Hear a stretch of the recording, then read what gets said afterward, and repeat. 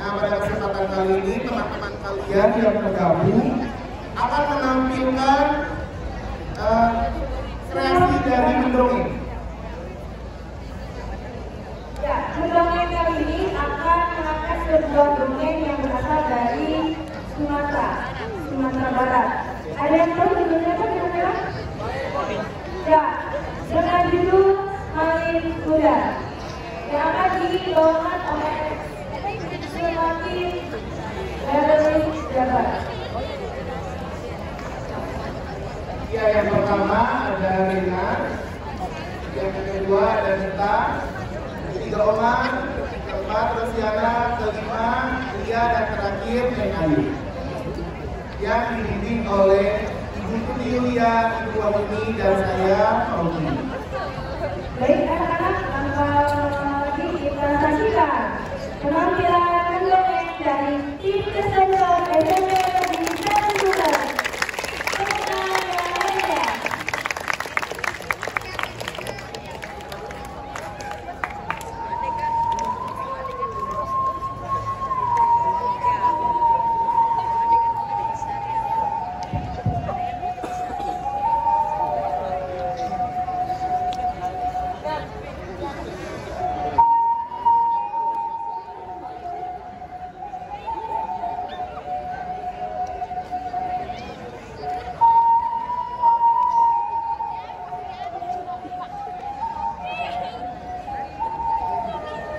Zaman dahulu kala ada sebuah cerita di sebuah perkampungan nelayan pantai air manis di Padang, Sumatera Barat.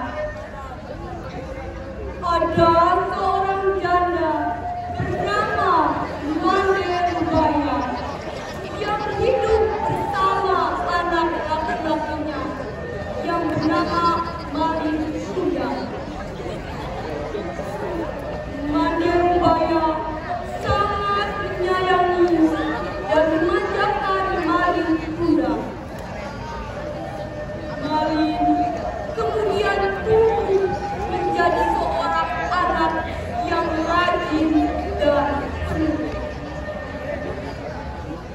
Ketika Mande Rubaya sudah tua, ia hanya mampu bekerja sebagai penjual kue untuk mencukupi kebutuhan dirinya dan anak tunggalnya. Suatu hari, Malin jatuh sakit keras hingga nyawanya hampir melayang. Namun, ia dapat diselamatkan berkat usaha keras ibunya. Setelah sembuh dari sakitnya, ia semakin disayang. Mereka adalah ibu dan anak yang saling menyayangi.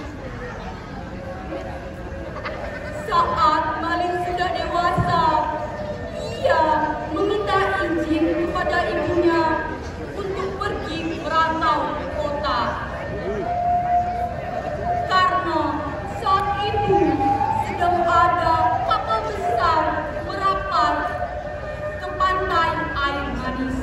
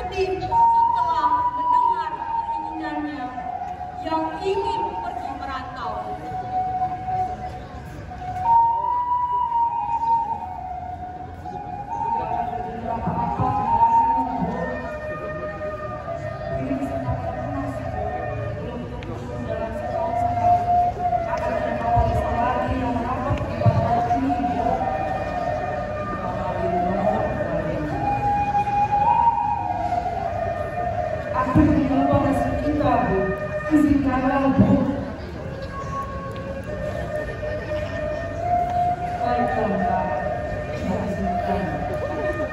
Cepatlah kembali, akan selalu menunggu Kak.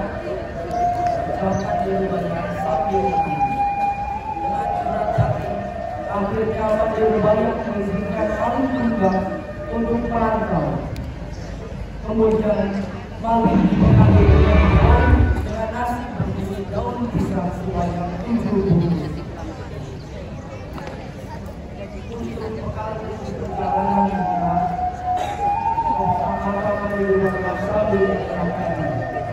Kemudian Malik pergi ke dalam laut dan meninggalkan ibunya sendirian.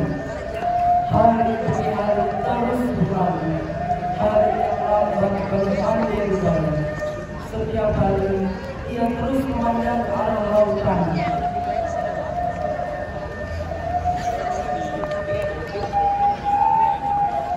Sudah sampai manakah kau berlayar, nak? Ucap sang Dirubaya sambil terus memandang laut. Ia selalu berdoakan agar anaknya selalu selamat dan cepat kembali. Beberapa waktu tidak ada kapal datang, ia selalu menanyakan kabar tentang anaknya. Apakah kalian melihat anakku, Malik? Apakah dia baik-baik saja? Kapankah dia pulang? Tanya sang Dirubaya sambil terus menanyakan pada awak kapal ataupun nahkoda. Dia tidak pernah mendapatkan jawaban yang jelas. Malik tidak pernah meninggalkan pesan atau barang apapun kepada ibunya. Bertahun-tahun Dirubaya menanyakan, tetapi tidak pernah menemukan titik terang. Badannya sudah mulai tua dan jalannya pun sudah mulai terbungkus. Sampai suatu saat Dirubaya mendapat kabar dari sang nahkoda yang dahulu dibawakan. Mande, apakah kau tahu anak ini telah menikah dengan Dansan, putri seorang bangsawan yang sangat kaya raya? Ucap sang nahkoda. Malik, cepatlah pulang kemari, nak. Ibumu sudah tua. Kapankah kau pulang? Intinya dia beringat malam. Dirubaya selalu yakin anaknya pasti akan pulang. Benar saja, tak lama kemudian di hari yang cerah, Dirubaya melihat kapal yang indah dan megah yang sedang berlayar menuju ke tepian pantai.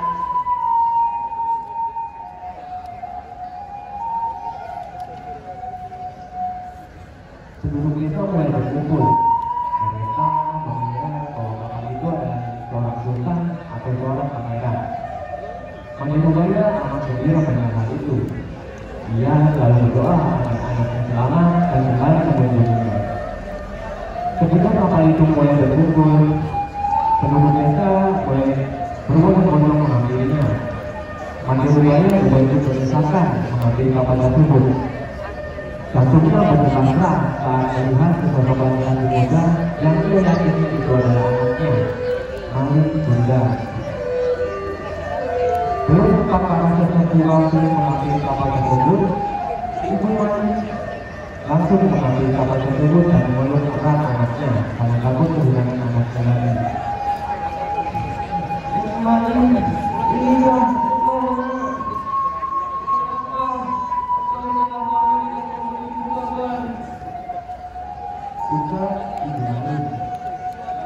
Malik tersebut melihat dirinya dipeluk oleh seorang buah besar dengan pakaian coklat rapi.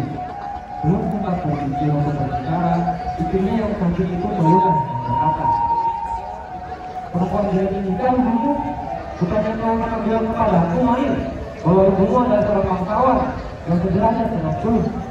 Ucapnya kasar.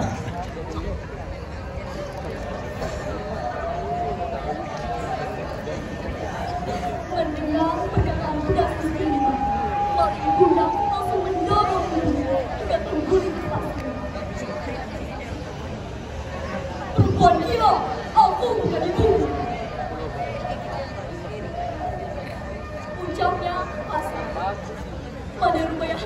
menyangka akan berkenan. Ia jatuh terduduk sambil berkata, Malin anakku, ampun ibu nak, mengapa kau menjadi seperti ini nak? Malin tidak mempedulikannya. Ia tidak mau mengerti. Dia mau kepada istrinya. Melihat perempuan itu hendak bersujud dan berlutut, ia langsung mengambil sambil berkata, "Hai perempuan gila, ibu tidak seperti engkau, melarat dan kotor." Mendengar perkataan itu, Madarubaya sedih. Madarubaya sedih dan sakit hati. Orang-orang yang melihatnya ikut terpana. Kemudian mereka pulang ke rumah masing-masing. Madarubaya pingsan.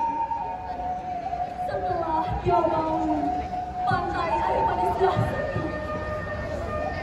Dilihatnya kapal Malin Kundang semakin menjauh. Ia mengangkatkan tangannya lalu berdoa dengan hatinya sendiri. Ya Tuhan, jika memang dia bukan anakku, aku maafkan perbuatan yang tadi. Tetapi jika dia adalah anak Malin Kundang, maka berikanlah aku keadilan, ya Tuhan. Ucapnya dengan tinggi.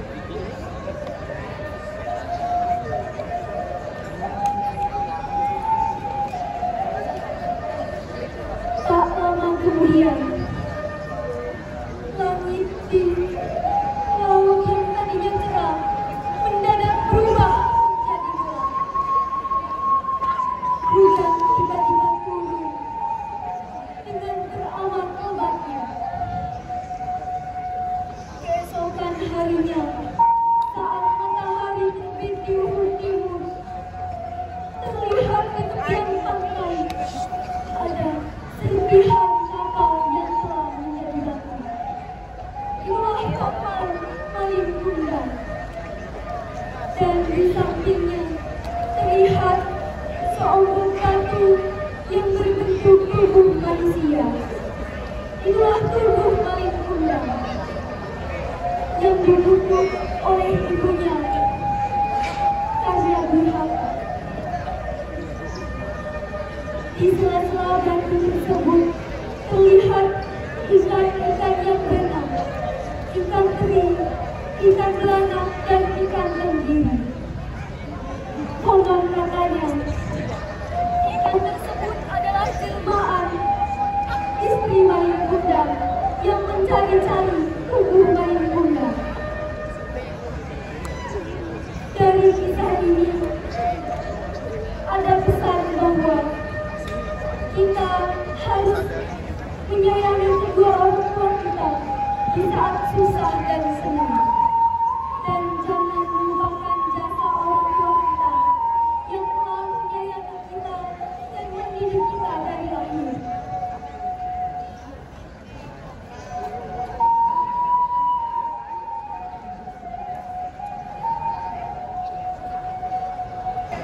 Ya, anak-anak, kita selesai ya kegiatan kegiatan hari ini dengan bacaan hamdalah.